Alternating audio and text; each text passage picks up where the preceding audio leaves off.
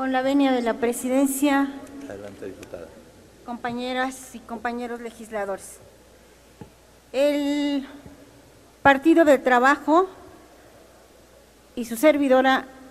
vamos a votar en contra de la presente ley,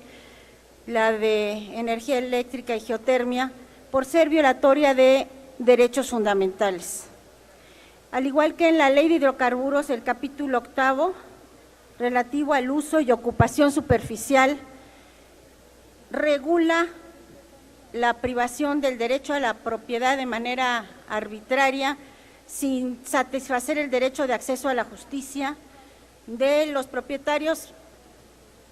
Puede ser básicamente ejidatarios, comuneros, pequeños propietarios o también comunidades indígenas. Tanto la Corte Interamericana de Derechos Humanos como la Suprema Corte de Justicia se han pronunciado con respecto a las afectaciones a la propiedad privada en casos de utilidad pública o interés social. Toda esta cuestión de las afectaciones a la propiedad privada está fuertemente vinculada con lo que es el bien común. Al respecto ha señalado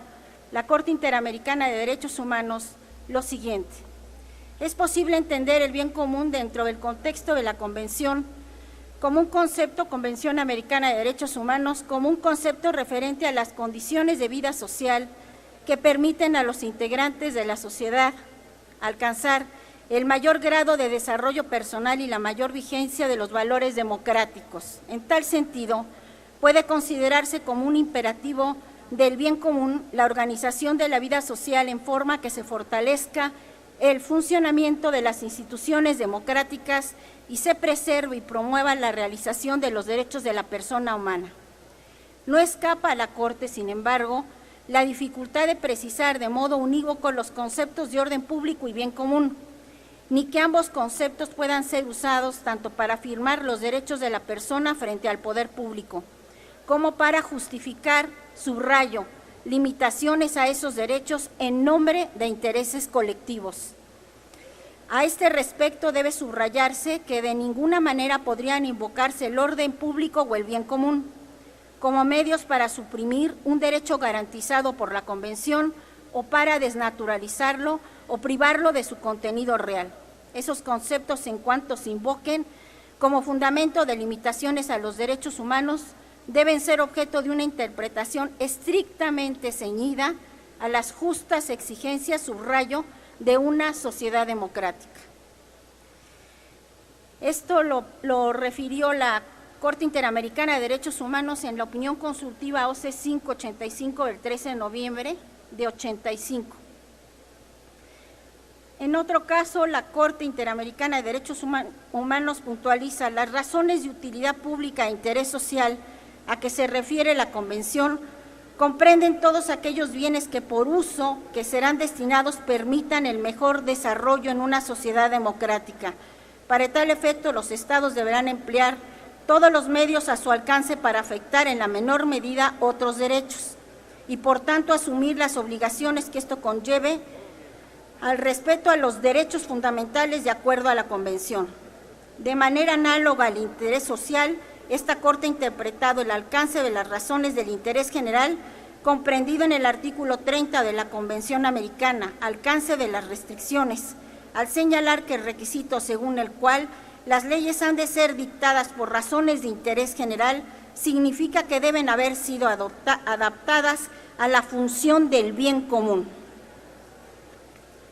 Más adelante, la propia Corte Interamericana señala, asimismo, a este tribunal ha precisado que los conceptos de orden público o bien común derivados del interés general, en cuanto se invoquen como fundamento de limitaciones a derechos humanos, deben ser objeto de una interpretación estrictamente ceñida, nuevamente, a justas exigencias de una sociedad democrática. Este es en el caso Salvador Chiriboya contra Ecuador, sentencia del 6 de mayo del 2008. La función social de la propiedad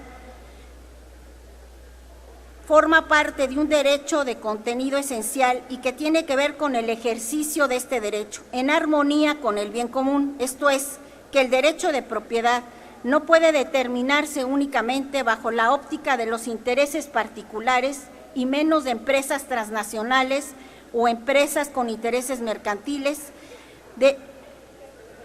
y que no tienen alguna relación